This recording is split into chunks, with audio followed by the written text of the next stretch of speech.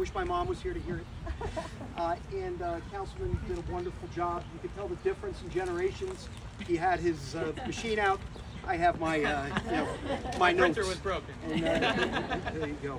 And I want to recognize another great young public official who happens to be my chief of staff. Alex Kaiser is the mayor of Springfield, and equally has been an advocate for a long time.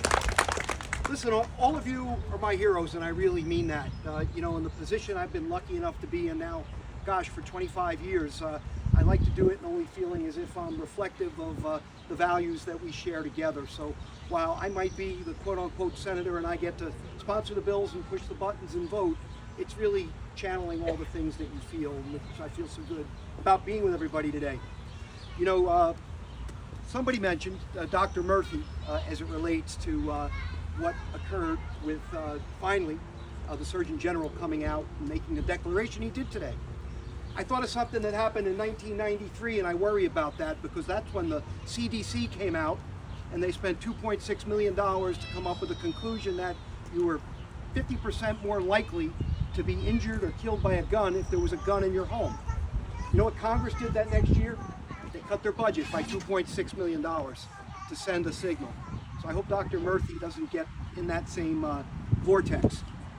It's interesting, when I came before all of you about a year ago in Milburn with those crazy thunderstorms, I think they're coming again.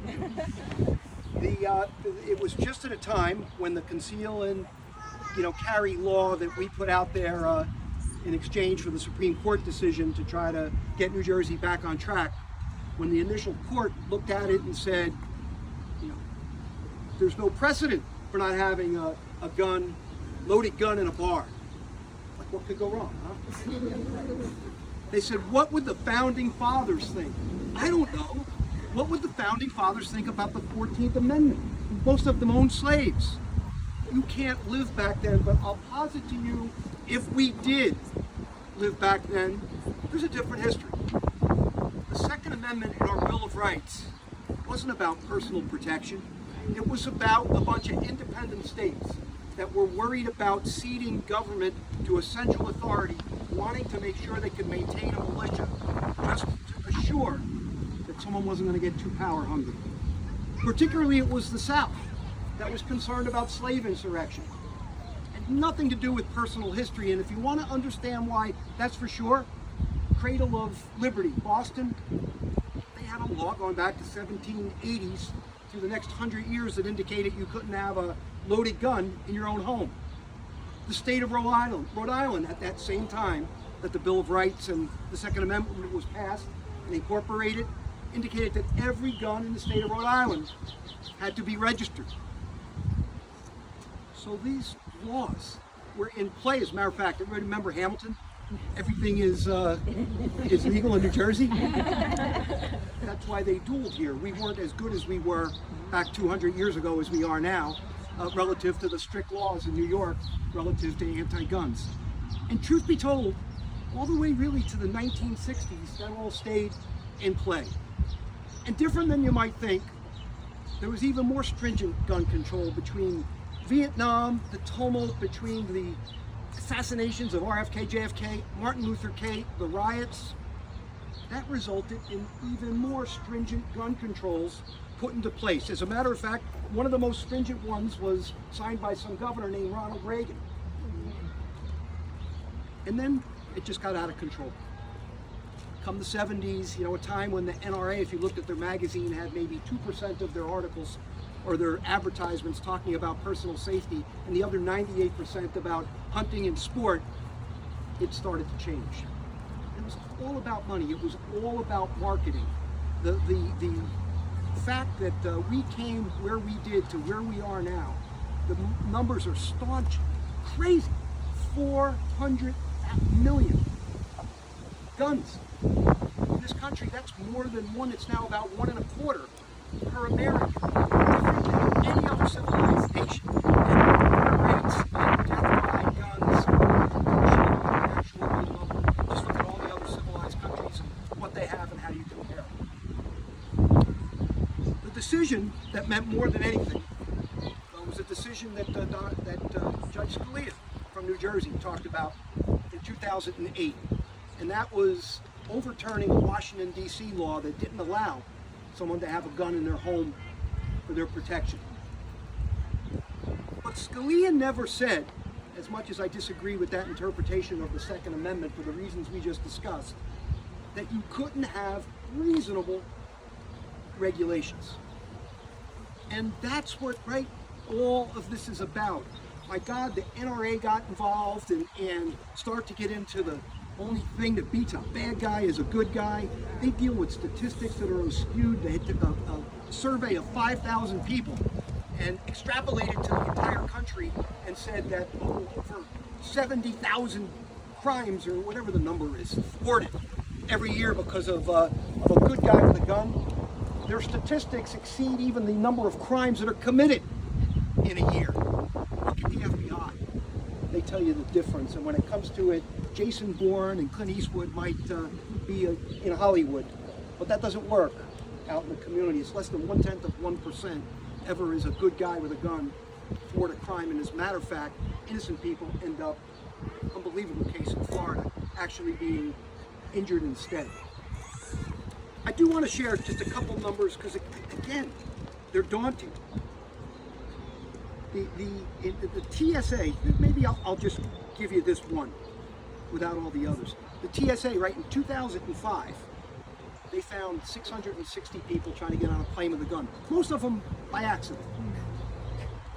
2023, 7,000. 7,000. What does it tell you?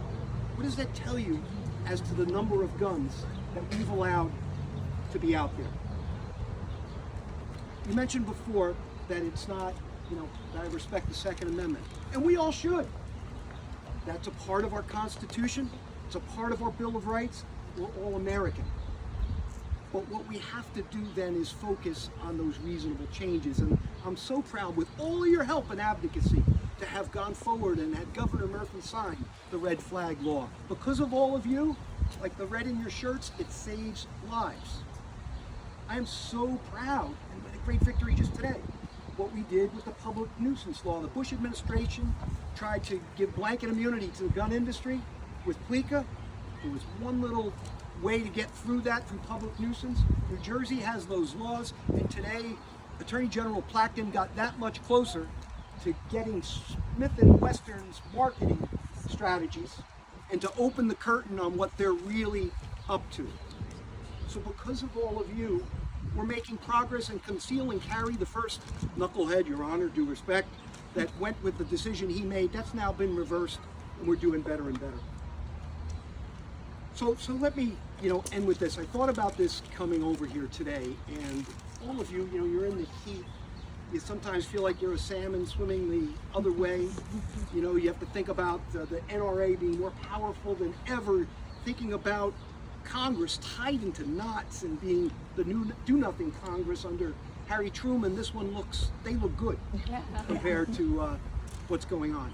And the Supreme Court and what that must make us all feel. So how do we stay inspired? So I'll mention to you my favorite speech from all of history, and it's applicable to all of us young kids. We went to high school together, we're laughing. and to really this next generation, and it's known as the Bend History Speech. And it involves Robert Kennedy in 1967. He was on his way to South Africa to speak to a bunch of black young South Africans. And as he bumped across the sky, he thought, what do I say to them? It doesn't matter how smart they are, how hardworking they are. Because of the color of their skin, they're not going to be able to advance.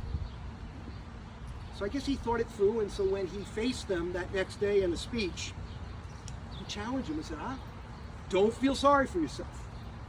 And then talked about Martin Luther, who, had the audacity to stand up to the Pope at the Diet of Worms and take on that powerful Catholic Church and begin the Protestant Reformation movement. To talk about Joan of Arc, an unlikely warrior who stood up on behalf of her native France and was a hero. Some guy named Thomas Jefferson, who had the revolutionary thought, like his brethren, that all men were created equal. And he mentioned to all of them that these gentlemen and ladies were 19, 20, 21. And he looked at all of them, and that was the challenge of their generation. And you know what? what did it bring? It brought down apartheid. And it brought forward South Africa that my kids, when they were about your age, were thinking of it at the place where they had the World Cup, as opposed to racial inequality. So with that, I hope that all of you will think of that lesson. And there's a lot to accomplish. Are we going to accomplish a nationwide assault weapon ban with all your help? Yes. Yes. We are. And are we going to stand behind our red flag laws and promulgate them all over this country? Will we be assured that we can go to certain places that are safe havens, that we know there won't be someone with a loaded weapon? Can we do that? Yes. We must. So with that and all, just let's all join together and bend history. Thank you. Thank you so much.